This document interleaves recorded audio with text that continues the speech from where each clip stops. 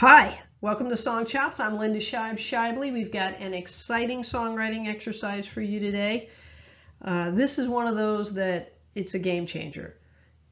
Not only doing the exercise, but then continuing to do it on a regular basis will advance your songwriting skills faster than anything else that you can do. I know, sounds like it's magic, but it's just simple skills and practice. So this is the 2-hour song. No, we're not going to teach you how to write a song that actually lasts for 2 hours. What we're going to do is teach you how to write a song in 2 hours. And I know you're thinking, hey, there's no way I can write a song in 2 hours. Not true. We're going to show you how to do it, so let's get started. The number one goal of this exercise is to get down the page. I know it sounds simple, but you'll be amazed how much you'll get caught up in things as you're writing a song. And it's probably already happened to you. You get stuck on the second verse, you get stuck on a line, what is the rhyme, and then all of a sudden you felt inspired and now you don't. This exercise is going to help you complete a song in just 2 hours. And then once you've gotten good at it, you can actually sit in a room with any co-writer at any level, and you'll be able to contribute at a pace that they are on if they're an advanced songwriter. How do you do that? You do this exercise once and then you practice. So I actually do this exercise 2 times a month. When I was trying to learn how to do it, I actually did it every single weekend. It was 2 hours on a Sunday. I just sat down and I did it every single Sunday. What you're going to need. This is a simple exercise, so we're just going to keep it simple. A timer, and you want something quiet. Don't use an egg timer. Nothing puts more pressure on you than an egg timer. You'll also need your writing supplies. That could be a computer or pen and paper if that's your preference. And then a recording device. I'm a big fan of Jimmy Webb. One of the things he used to do is have a cassette player and just run the recording the whole time he was doing something and working on a song, because you never know what's going to happen.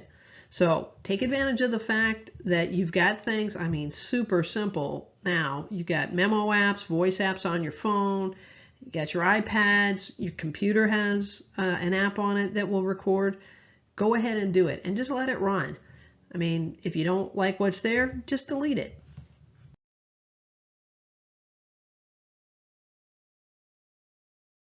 So let's talk about the exercise itself. This is how it'll work. You're going to select a topic, a theme, or you're going to choose a line you feel like writing. Make sure you pick something that you're curious about or sounds interesting to you or you get a feel from. If you don't, it will make the exercise harder. Now, if you want to challenge yourself, you can go ahead and choose a song prompt. You can choose one off of SongChops. It's songchops.com/songwriting-song-prompts. And there's, I think there's 44 song prompts there that you can choose from. But ideally, you want to start with something that you feel drawn to.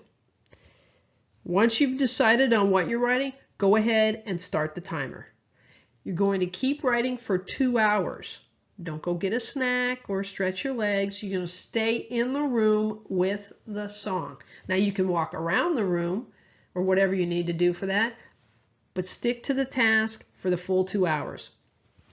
Number one thing to remember, keep going down the page. Yes, you want to spend time on some of the lines that you're thinking about and the rhymes, but don't get hung up for too long. That is a number one. That'll kill your momentum faster than anything else.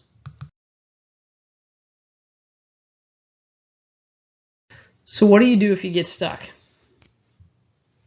Before you start, give yourself a time or a tolerance limit.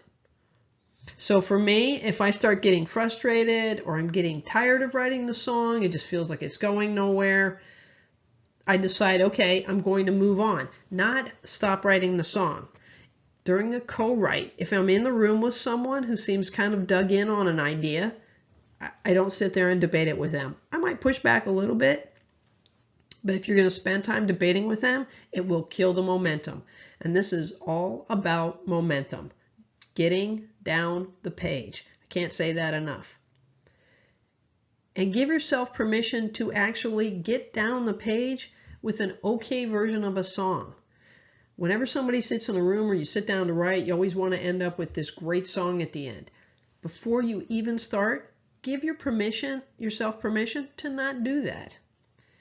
And then give yourself permission to go back and make changes, edit, and completely rewrite the song if you want to.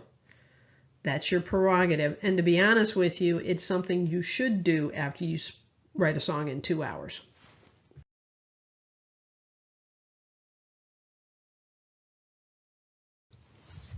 So how do you keep moving? Don't get hung up on a line. So if you're not sure what this line should be to communicate the song and you don't come up with a super poetic way of saying it, just write down the intention of the line. So for example, if you just really mean that you want somebody to walk to the front of a car, then just say that if you can't figure out a better way of saying it that sounds different from every time you've ever heard it in a song. If you're not sure what the end rhyme should be, pick a non-rhyming word and then write down the end rhyme symbol. So if it's a long E sound that you want, like me or flee, go ahead and write the word that you would rather have there or that you can't think of and just put your long E sound. Don't get hung up on the story. So sometimes you get so far in the weeds and you're trying to describe so much detail that you lose sight of what the song is about. So make sure you keep that top of mind, and if you want, just go ahead and write that at the top of the page, what the song is about, the theme of the song.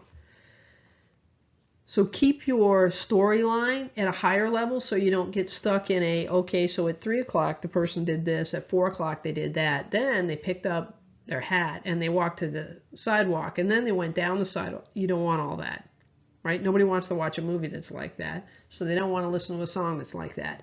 So stay up a higher level, because great news, you're going to go back and rewrite the song anyway, so you can add details as you need them. If it helps, outline the story before you start.